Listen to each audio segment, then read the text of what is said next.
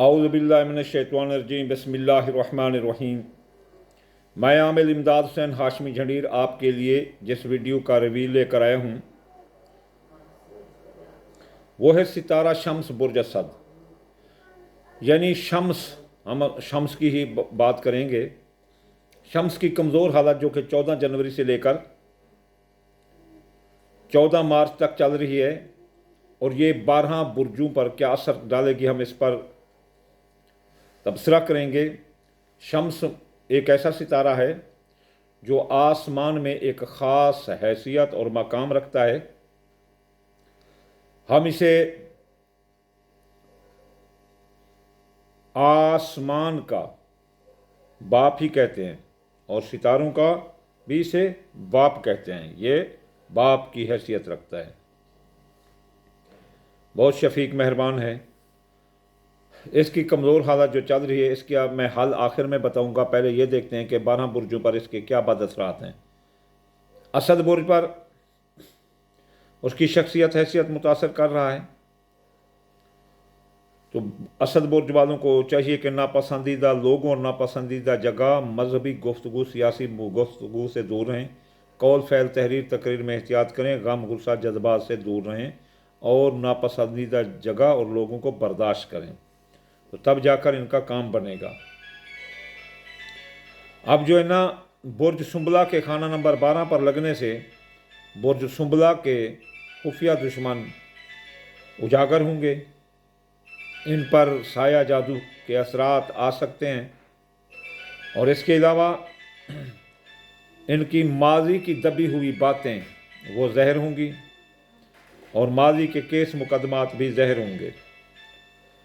اس کے علاوہ ان کے اخراجات بڑھ جائیں گے اور امیگریشن کے مسائل ان کے الجھ جائیں گے۔ اگر سنبلہ برج والے اگر بیرون ملک رہتے ہیں تو ان کو وطن کی راہ دیکھنی پڑ سکتی ہے۔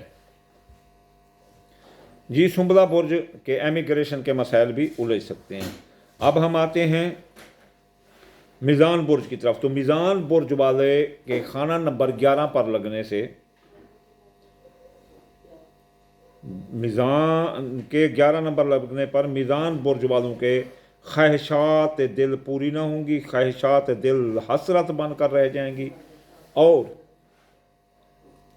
ان کے دوست ان کو دھوکہ دیں گے۔ دوستوں کا ساتھ نہیں ملے گا، دوست بلکہ الٹا نقصان دینے کے در پہ ہوں گے۔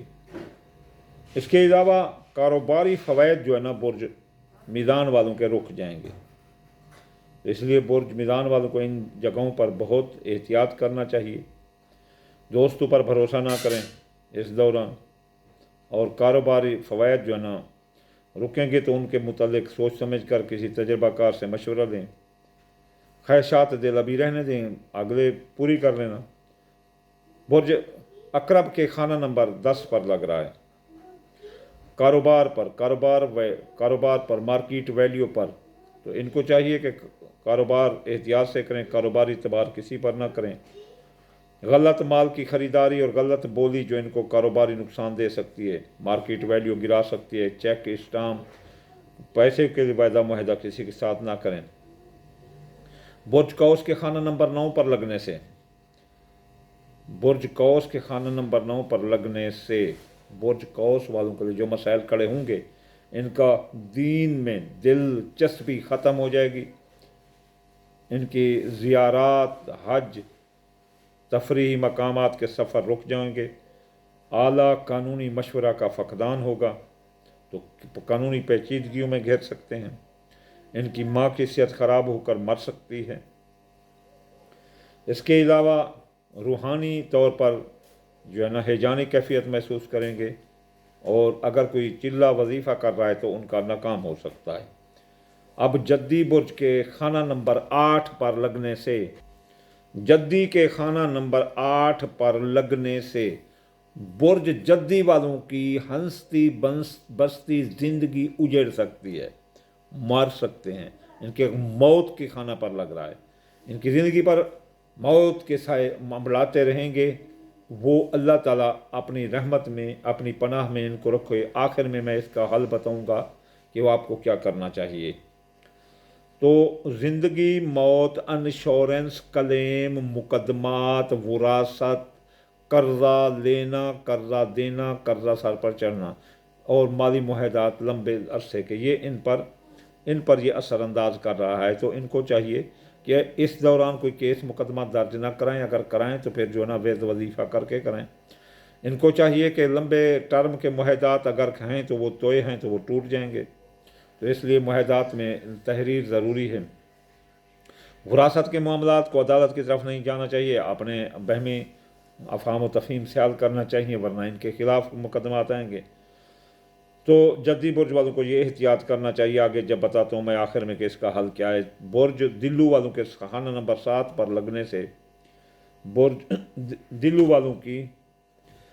दिल्लू के खाना नंबर 7 पर लगने से दिल्लू बुर्ज वालों के शिराकती कारोबारी दोस्त लड़ जाएंगे, शिराकती कारोबार अलहदा होगा और मियाँ बीवी में लड़ाई झगड़ा आ सकता है, और मियाँ बीवी के दरमियान ये लड़ाई झगड़ा अदालतों का रुख कर सकता है, जिसमें तलाक जुदाई आ सकती है।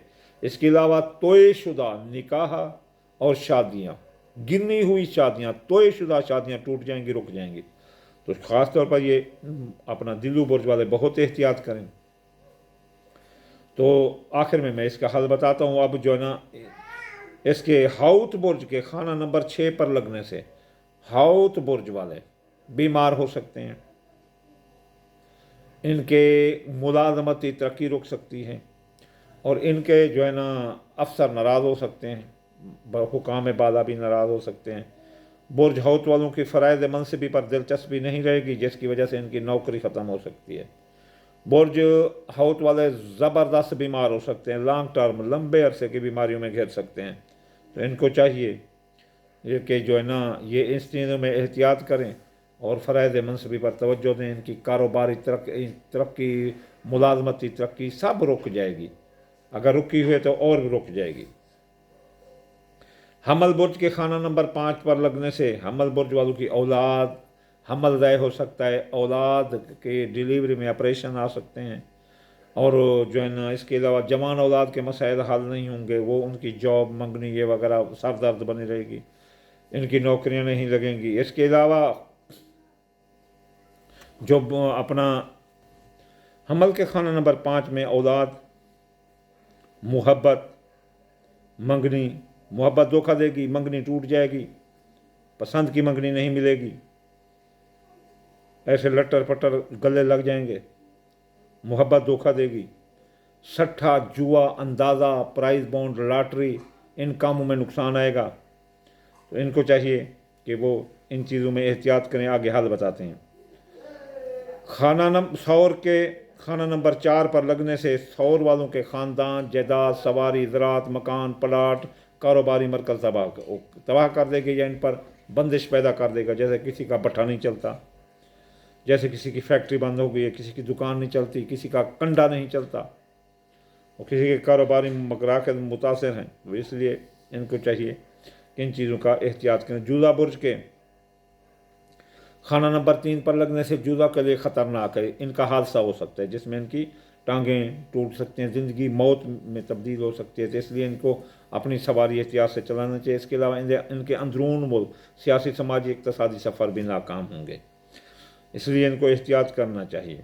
अब आते हैं आखिर में, सरतान बुर्ज के खाना नंबर 2 पर लगने से सरतान बुर्ज वालों की दौलत का नुकसान आ सकता है, इनके ज़राए आमदनी मुतासर हो सकते हैं। तो इस वजह से इनको इस चीज़ में एहतियात करना चाहिए। अब हम आते हैं 14 जनवरी से 14 मार्च तक जितने एतवार आएँ, ये हल है अब इसका।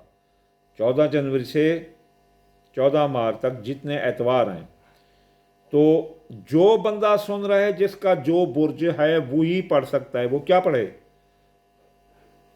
या फतह। कब पढ़े? एतवार वाले दिन, सुबह की नमाज के बाद। या फतह, फे, ते, अलिफ और हे हलवे वाली। या फताहू 499 दफ़ा, 489 बार। ये एक स्टेप मुकम्मल हो गया। अब दूसरा आयत में आए, नस्रुम मिनल्लाहि वल फतहुन करीब, नस्रुम मिनल्लाहि वल फतहुन करीब। तो ये 1333 बार अगर कोई पढ़ सकता है तो पढ़े। अगर कोई इससे निकम्मा है या ढीला है तो फिर वो इसको 10 बार पढ़े। अगर इससे भी सुन्या है तो फिर वो 1 बार पढ़े। और ये 2 स्टेप पूरे हो गए। अब तीसरा स्टेप कि सदका करे। इतनी सी गंदम, चौंटी मकोड़ू या पिरंदू को डाल दो, या दाल मूंगी डाल दो, या दाल चना। अगर आप साहिब हैसियत हैं और आपके बड़े कारोबार हैं तो आपको इन नुकसानों से बचने के लिए किसी गरीब को दाल चना, दाल मूंगी या गंदम दे दो। लेकिन जब सदका देना है तो वो सूरज तलू होने के बाद देना है, और जब ये पढ़ना है तो ये सूरज सुबह की नमाज के बाद शुरू कर देना है, फिर चाहे जब भी मुके, जब भी ख़त्म हो। असल में हम सराइकियाँ कोई ना कोई बोल ही जाते हैं ना सराइकी। तो ये है सितारा शम्स की कमज़ोर हालत, और आप सब भाइयों के लिए इसका हाल। वमा अलैना इल्लल बलागुल मुबीन।